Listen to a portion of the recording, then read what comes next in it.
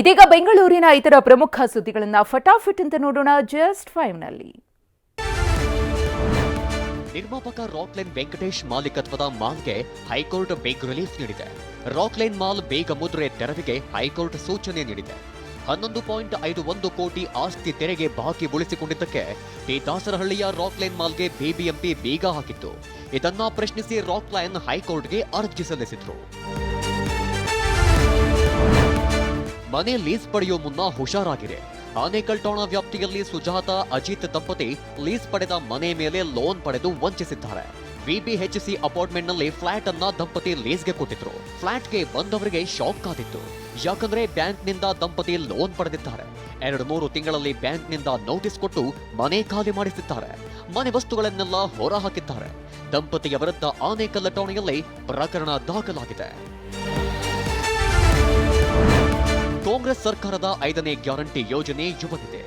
ಆದರೆ ಯುವನಿಧಿ ನೋಂದಣಿ ಮಾಡಿದ ಕೆಲ ಫಲಾನುಭವಿಗಳಿಗೆ ಹಣ ಸರಿಯಾಗಿ ತಲುಪಿಲ್ಲವಂತೆ. ಜನವರಿ ತಿಂಗಳಲ್ಲಿ ಫಲಾನುಭವಿಗಳ ಅಕೌಂಟ್ಗೆ ಹಣ ಬರಬೇಕಿತ್ತು. ಆದರೆ ಇನ್ನೂ ಹಣ ಜಮೆ ಆಗಿಲ್ಲ ಅಂತ ಕೆಲ ಪದವೀಧರ ಯುವಕರು ಆರೋಪಿಸಿದ್ದಾರೆ.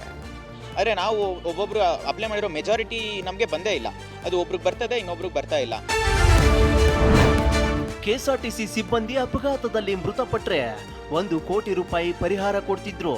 ಬಿಎಂಟಿಸಿ ನೌಕರರಿಗೆ ಕೇವಲ 3 ಲಕ್ಷ ರೂಪಾಯಿ ಕೊಡ್ತಿದ್ರು. ಈ ಬಗ್ಗೆ TV9 ವರದಿ ಮಾಡ್ತಿದ್ದಂತೆ ಸಾರಿಗೆ ಇಲಾಖೆ ಎಚ್ಚೆತ್ತುಕೊಂಡಿದೆ.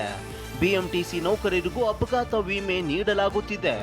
ಬಿಎಂಟಿಸಿ ಸಿಬ್ಬಂದಿಗೆ 1 ಕೋಟಿ ರೂಪಾಯಿ ಅಪಘಾತ ವಿಮೆ ಜಾರಿಯಾಗಿದೆ.